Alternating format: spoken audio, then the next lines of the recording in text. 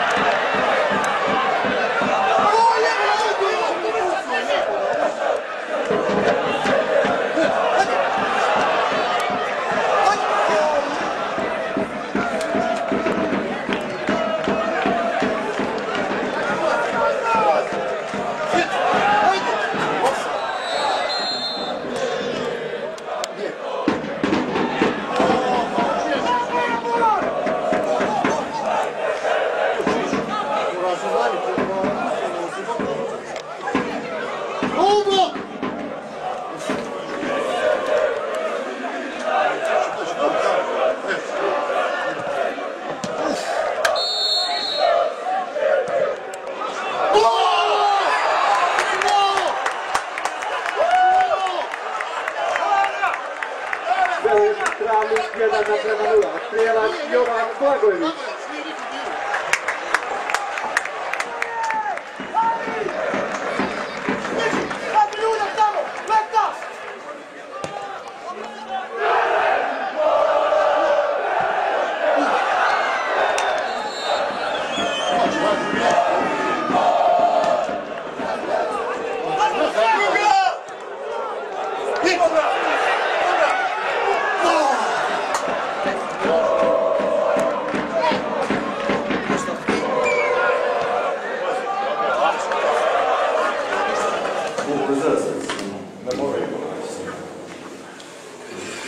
Pa ništa specijalan komentar, vidjeli ste, jedna tvrda utakmica, teška utakmica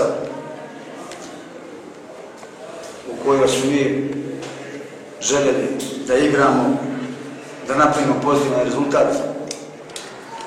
Učinili smo sve, međutim, Velež iskoristio prednost domaćeg terena, pobjedio 1-0, čestitam. Mi smo ovim porazom malo usložili situaciju oko ostanka u ligi, ali i to je sport i to je fudbal. Gospodine Isidbegović, evo treća pobjeda u nizu, ono što raduje druga na domaćem terenu, nakon dosta sušnog vremena. Kako ste vi vidjeli ovaj susret, ipak psiha igrača je sad mnogo teža nego igra. Kako ćete se do kraja prvenstva nositi, jer puno tereta vam stavljaju van terena, ne na terenu? Tako, apsolutno se slažem s vama, dali ste pravu analizu. Priprema ove utakmice je za nas bila jako teška, da neću reći katastrofalna i u groznim uvjetima.